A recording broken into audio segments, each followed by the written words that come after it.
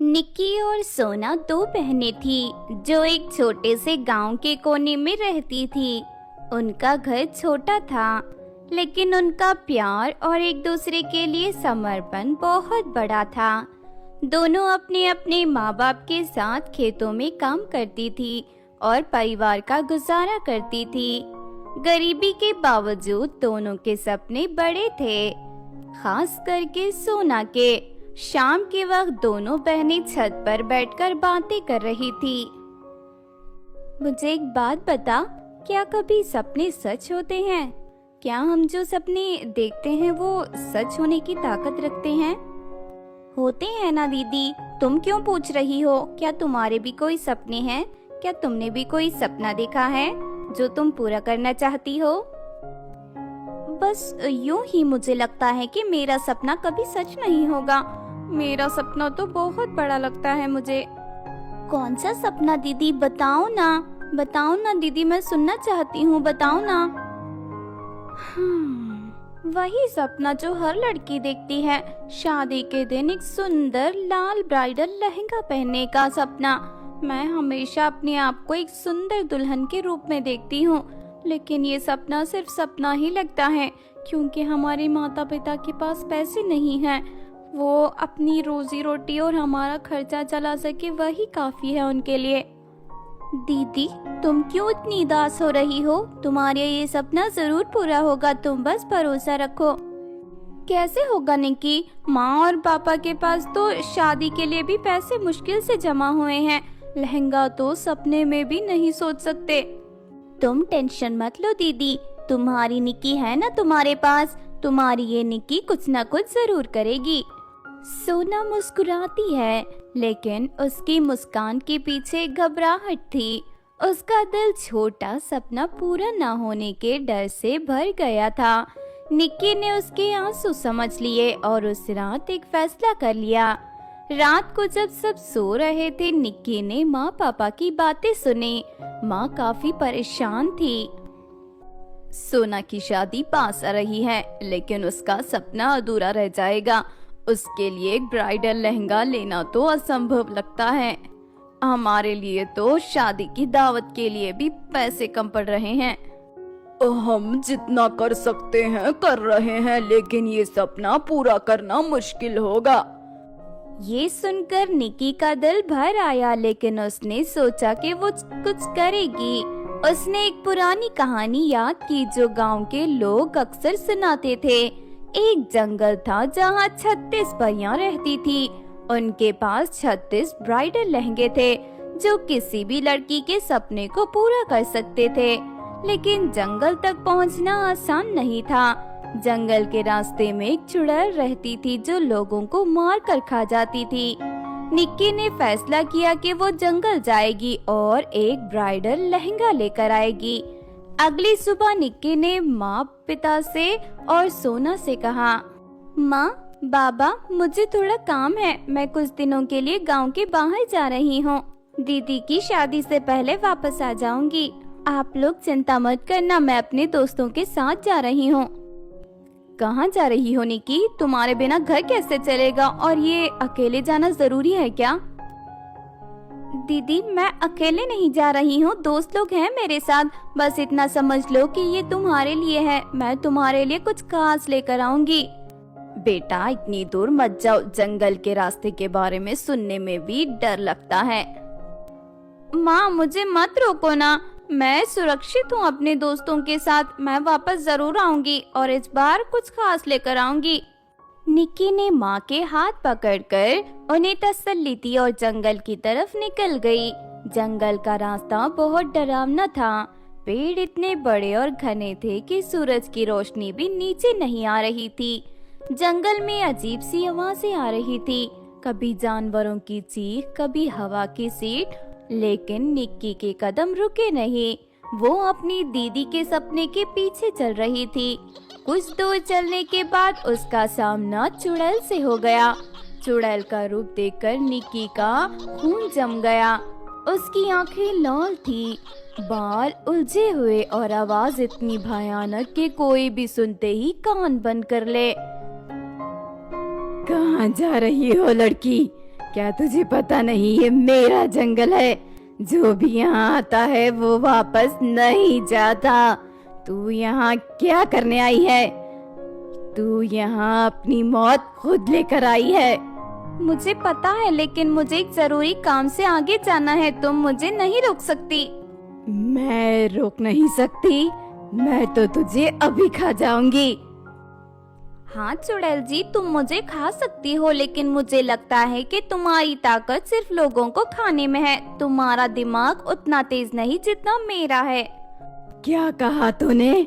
मैं बहुत समझदार हूँ।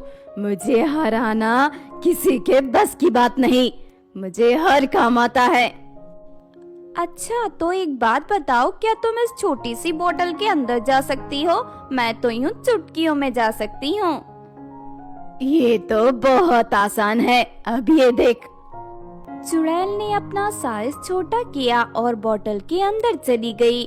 जैसे ही वो अंदर गई, निक्की ने बोतल का ढक्कन बंद कर दिया और उसे जोर से नदी में फेंक दिया। ये सब देखकर निक्की बहुत खुश हुई। अब तुम वापस नहीं आ सकती चुड़ैल, अब मेरा रास्ता साफ है। चल निक्की, जल्दी कर, अपने बहन का सपना पूरा कर। अब निक्की के सामने जंगल का असली रास्ता था। जंगल के बीच एक बड़ा सा महल था जो चमक रहा था। महल के अंदर जाने पर उसने देखा कि अंदर 36 परियां थी और हर एक परी के पास एक अलग ब्राइडल लहंगा था। हर लहंगा इतना सुंदर था कि निक्की के होश उड़ गए। एक परी जो सबसे आगे खड़ी थी निक्की से बोली, कौन हो तुम छोटी लड़की? तुम यहाँ कैसे आई? मैं गरीब किसान की बेटी हूँ। मेरी बड़ी बहन की शादी होने वाली है, लेकिन हमारे पास उसके सपने का लहंगा खरीदने के लिए पैसे नहीं हैं। मैं उसके लिए एक ब्राइडल लहंगा लेने आई हूँ। प्लीज परी जी, मेरी मदद करिए। बहुत लोग यहाँ आने की कोशिश करते हैं, लेकिन सिर्फ अच्छे दिल वाले लोग यहाँ तक पहुँच पाते हैं। तुम पहली हो जो यहाँ तक आई हो। एक तीसरी परी ने एक लाल ब्राइडल लहंगा उठाया और निक्की को दिया। ये लो, ये लहंगा तुम्हारी बहन के लिए। इस लहंगे के साथ एक वरदान भी है, तुम एक इच्छा मांग सकती हो। मेरे आंसू तो रुक ही नहीं रहे। मुझे कुछ नहीं चाहिए, बस ये लहंगा मेरी दीदी के लिए है। मैं उसका सपना पूरा करना चाहती हूँ। ये लहंगा देखकर मेरी दीदी कितनी खुश होगी। परियां मुस्कुराई और निक्की को वहाँ से विदा किया। निक्की घर पहुँची और सोना को लहंगा दिखाया। निक्की, ये इतना सुंदर लहंगा तुम कहाँ से लाई हो? ये तो बिल्कुल मेरे सपनों के लहंगा जैसा है। बस ये समझ लो कि तुम्हारी बहन ने तुम्हारे लिए अपनी जान पर खेलकर ये लहंगा लाया है। तुम इसे पहनो और अपने दूल्हे के सामने एक परी की तरह लगो।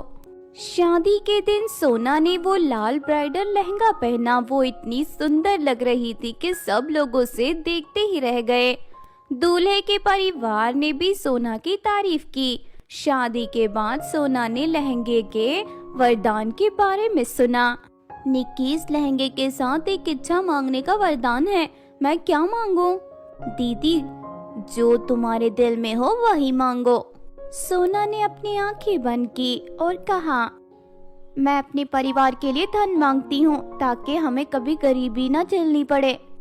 उसी वक्त एक बड़ा सा सोने का महल उनके सामने आकर खड़ा हो गया। सोना की आंखों में आंसू आ गए।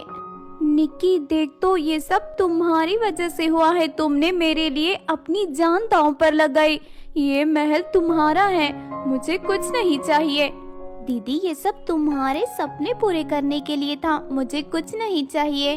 लेकिन सोना ने निक्की का हाथ पकड़ा।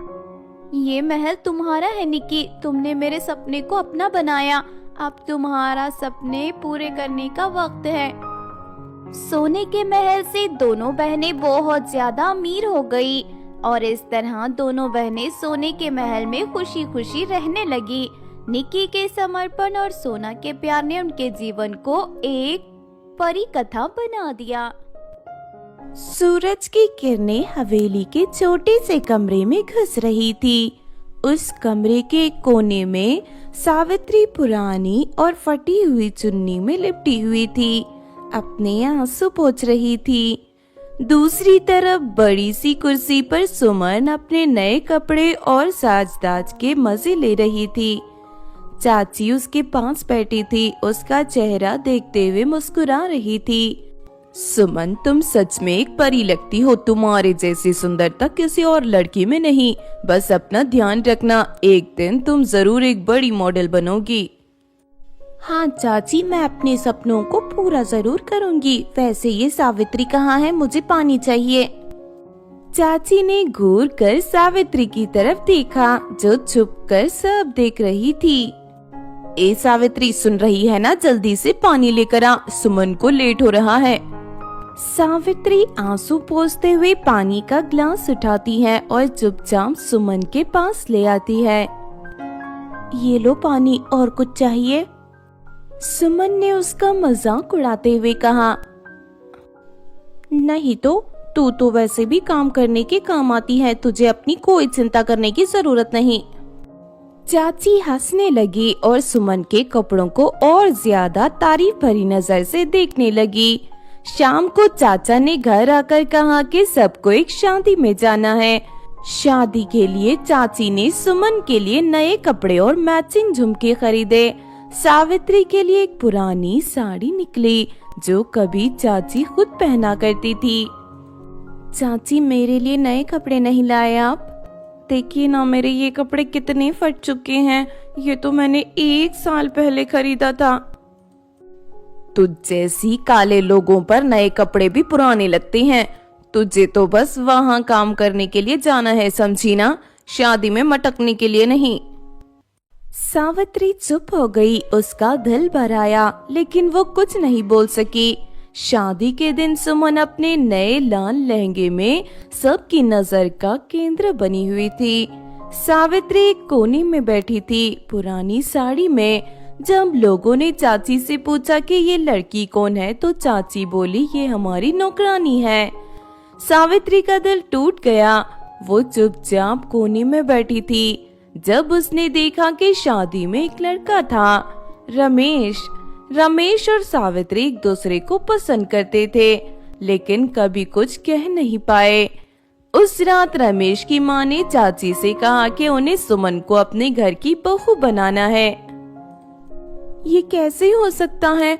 मैं तो रमेश को पसंद करती हूँ, पर मेरी फीलिंग की किसी को परवाह ही कहाँ है। सावित्री रात भर रोती रही। अगले दिन उसने तालाब के पास जाकर अपनी जिंदगी खत्म करने का फैसला किया। जब उसने तालाब में कूदने की कोशिश की तो एक नागिन तालाब से बाहर निकल आई। रुक जाओ बच्ची, तुम्हारी जिंदगी इतनी आसानी से खत्म नहीं हो सकती। मैं और क्या करूं? मेरे पास कुछ नहीं बचा। मैं काली हूं, इसलिए मेरी कोई कदर नहीं। मेरी चाची और मेरी बहन मुझसे नफरत करते हैं।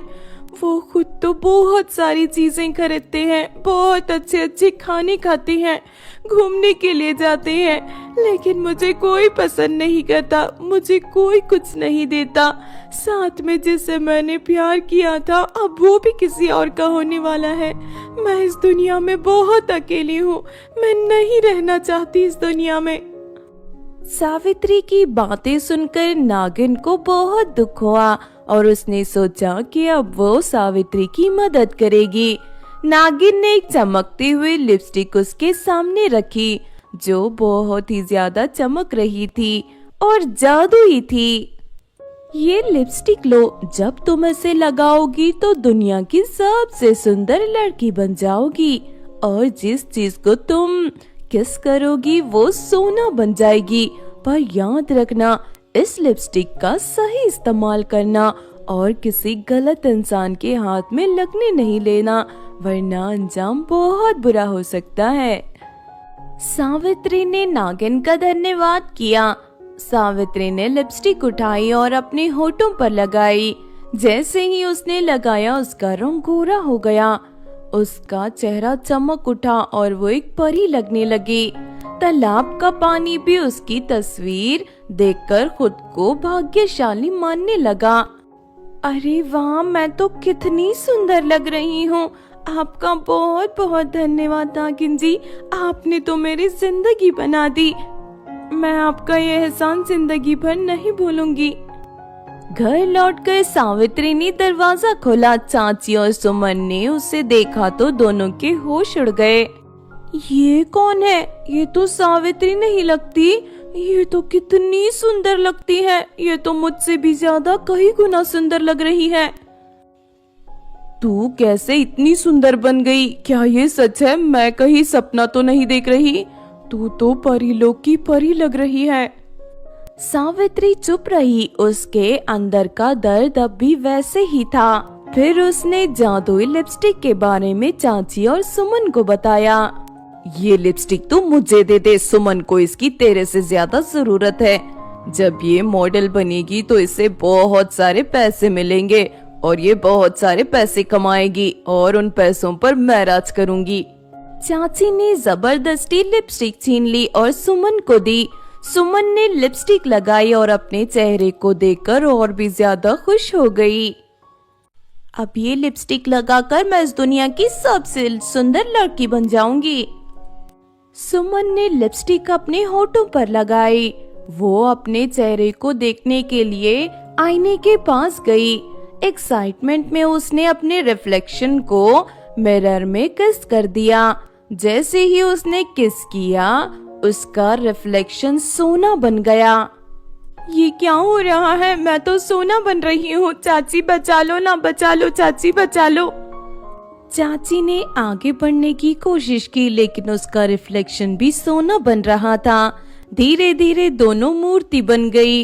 लिपस्टिक वापस सावित्री के पास आ गई। सावित्री ने लिपस्टिक को देखा और सोचा कि इसका सही इस्तेमाल करेगी। उसने लिपस्टिक का इस्तेमाल करते हुए चीजों को सोना बनाना शुरू किया। धीरे धीरे वो अमीर हो गई और अपने चाचा का घर छोड़ दिया। एक दिन रमेश उसके पास आया। सावित्री, क्या ये तुम हो? तुम कितनी बदल गई हो, पर मेरी फीलिंग्स अब भी वही है। मुझे समझ आ गया है कि खुद से प्यार करना जरूरी है। अब मैं किसी और के अप्रूवल के पीछे नहीं भागूंगी। मैं तो तुमसे तब से प्यार करता हूँ जब लोग तुम्हें बदसूरत कहते थे। मैं जानता हूँ तुम दिल की बहुत अच्छी हो, इसीलिए मैं तुमसे शादी करना चाहता हूँ। क्या तुम मुझसे शादी करोगी? हाँ रमेश, मैं भी तुमसे प्रेम करती हूँ पर कह नहीं पाई। मैं तुमसे शादी करने के लिए तैयार हूँ।